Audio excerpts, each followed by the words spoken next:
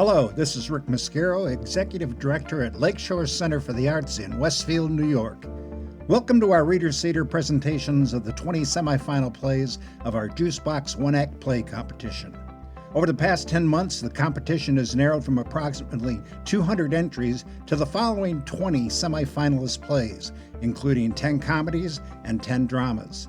Each of these plays are being performed by the Lakeshore Center for the Arts Reader's Theater Ensemble. We hope you enjoy the presentations, and we invite your feedback. Stuck in Limbo by playwright Helen Mayo. In a twilight room, Gina, Rachel, and Emma slowly wake up, yawning, stretching. Evangelina enters, looks up, smiles. Good morning, ladies. Hey, What's going on? Where am I? Gina, Rachel, and Emma. How are you all feeling? kinda dizzy. A little bit queasy. My head hurts a little. Now, just close your eyes. Breathe in fresh air through your nostrils. Hold it 2 seconds and slowly exhale through your mouth. Repeat this a few times. Oh, who are you? I am Evangelina, the bearer of good news. Last night you went to sleep and didn't wake up. You're all deceased. Wait, what? We're dead? That's good news? What happened? This may be easier than I thought. Do you remember going to bed last night? Your apartment's carbon monoxide detector malfunctioned and you all passed away from carbon monoxide poisoning. Now, you're in a place called Limbo. The good news is, you're not in hell. Great. So we all go to heaven, right? Oh, no, not so fast. It's not that easy. All right, what's the catch? What happens now? What do we have to do? You have to confess your sins. Here in Limbo, you won't be judged. Nevertheless, you do have the chance to make confessions. If you do, you'll go to heaven, nirvana, or what's generally called the afterlife, a place free of politics and jerks. Everyone is kind to each other. Anger doesn't exist, and no one can curse. Damn it, I knew there was a catch. Well, who hasn't sinned? Nobody's perfect. It's not like we've committed any serious crime like murder, human trafficking, or terrorism. Am I right? Right. Well, I did rip the tag off a mattress once. Ladies, please take this seriously. You don't need to have committed a major crime to confess. Any wrongdoing, no matter how small, that could have hurt someone else is worthy of a confession. So, if we confess our wrongdoings, we get to go to heaven, nirvana, afterlife, or whatever you call it, right? Yes. Every wrongdoing? This could take a long time. True. How about you confess your worst wrongdoings within the past 5 years? Okay, I'll go first. Rachel, Emma, remember how you advertised at the apartment as smoke-free? Well, I told you I didn't smoke, but I did. Honestly, I was trying to quit, and I thought that moving into a smoke-free place with non-smokers would help me quit. And I did quit. Almost. What do you mean almost? Well, during my messy breakup with Ian, I puffed a few cigs to calm my nerves, but I only smoked in my room with the window open.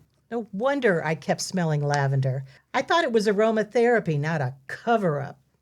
And was asthmatic and very sensitive to secondhand smoke. I know. I'm sorry. Good job, Gina, for confessing and apologizing. Now, doesn't that feel better? Well, sort of, I guess. But what about us? Yeah. Those wronged have a chance to practice forgiveness, a tough but important process that takes time. Well, we are dead, so I guess secondhand smoke can't kill us anymore. And I guess we no longer own things that can absorb and reek of cigarette odors, right? That is correct. But Gina, it's a matter of principle. You lied to us. That's also true.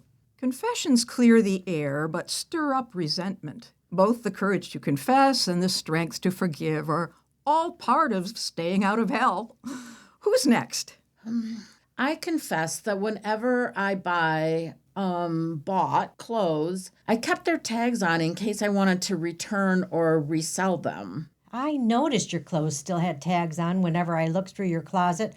Oops, I never took anything without asking. Emma, remember that cute blouse you lent me for my job interview? Well, it didn't go well, so I threw my lunch against the wall. Ketchup ricocheted off and dripped on the blouse. I ruined it, but I was too embarrassed to tell you. And then I helped Gina scour Ann Tailored stores to find an exact copy to replace it. You knew about this? Well, I was fooled. Thanks for the new blouse. By the way, Gina, you have anger issues. I know. Oh, I'm working through them, although I guess I don't need to, since supposedly there's no anger in the afterlife. Right. There is only harmony and empathy, no strife or anger. That's good to hear, Gina, because I borrowed your gold sequins gown for that New Year's Eve party that we threw once you were away.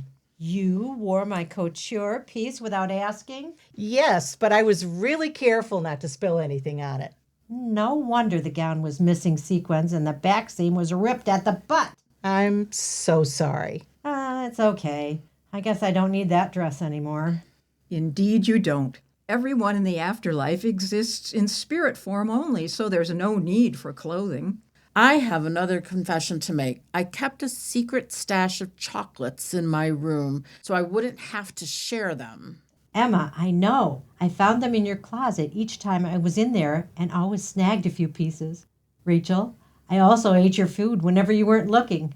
A scoop of hummus here, a slice of cheese there, a handful of chips from the open bags you'd leave out. Well, Gina, that makes me feel a lot better because whenever you bought and opened a new bottle of alcohol, wine, whiskey, vodka, I'd sneak a few sips. Then, so you wouldn't notice anything missing, I'd add back a little water. Aha! I knew someone was watering down my drinks. As a test, I once put the vodka in the freezer. Of course, the vodka wouldn't freeze, but the water did. Well, speaking of watering down, Rachel, I used your expensive organic shampoo, but mixed in some apple cider vinegar. No wonder I was always smelling salad dressing. I'm sorry. At least apple cider vinegar balances scalp pH and deep cleans hair, which I guess we don't have to worry about anymore. It's okay, Emma. And that's true, we don't. Gina, remember when your family visited last spring? Well, I clogged the toilet, blamed it on your brother, and then made you deal with it. Oh, really? Well, then I guess we're even. While unclogging the damn toilet, I knocked your toothbrush in the toilet by mistake. What? Ugh. Oh, right, like on Seinfeld when Jerry accidentally knocked his girlfriend's toothbrush off the counter and into the toilet. Then he panicked, pulled it out, and put it back. The poor girlfriend didn't even see what happened and ended up brushing her teeth with that dirty toothbrush. Gross. At least Jerry later got her a new electric toothbrush. Gina, you could have bought me a new manual toothbrush, which would have been cheaper than the new blouse you bought for Emma. Bravo! You're all crushing it with your confessions, and I commend your attempts at forgiveness. I have another confession. I let Ian sleep over a lot. I'm sorry, you guys. Your boyfriend practically moved in. He was always in the shower using the hot water or in the kitchen frying fish. But at least he never clogged the toilet or stole my alcohol. Ian was sweet, but he hung around the apartment all the time. I wanted to charge him rent, but instead I seduced and slept with him. Yup, that's why he broke up with you. We enjoyed a fling until I thought I was pregnant. Don't worry, thankfully it turned out to be a false alarm. That scared off Ian too. I was wondering why he wanted to break up so suddenly. How long was this affair going on? About a month. A month? What? I'm so sorry, Gina, but trust me, things turned out for the better. Ian was no good, and luckily in the end, I didn't have to decide whether or not to get an abortion. Well, at least you had a choice, which wouldn't necessarily be the case depending on where you live today. Rachel, I'm also relieved you weren't pregnant. I must confess, when you kept leaving your diaphragm by the sink, I got so irritated that I poked a tiny hole in it. You what? But at least I didn't knock it into the toilet. Ha! Sabotage birth control sounds a lot worse than a germy toothbrush. Oh, ladies, calm down. You've all done well with your confessions and just need to work on forgiveness. And now I have a confession to make. Although your reproductive rights are dead, you aren't. Your next door neighbor's carbon monoxide detector went off, and paramedics managed to save you before it was too late. What do you mean? Wait, we're alive? So why the hell did you tell us we were dead? Well, because I'm actually a psychologist, and you're all part of my research study on people's behavior if they think they're dead and want to avoid hell. You all have psychopathic tendencies and need help. As a clinical therapist, I suggest you book at least a few sessions. And the best news of all is that I just got my real estate license and can help each of you find a new home. I assume none of you want to live with each other anymore. No, effing No, way. absolutely God, not. Hell what no. the What are do you you kidding? think? That There's is no out. way. My I'd never stay gosh. with them again. This has been a Reader's Theater production at Lakeshore Center for the Arts in Westfield, New York, as part of our one-act play competition.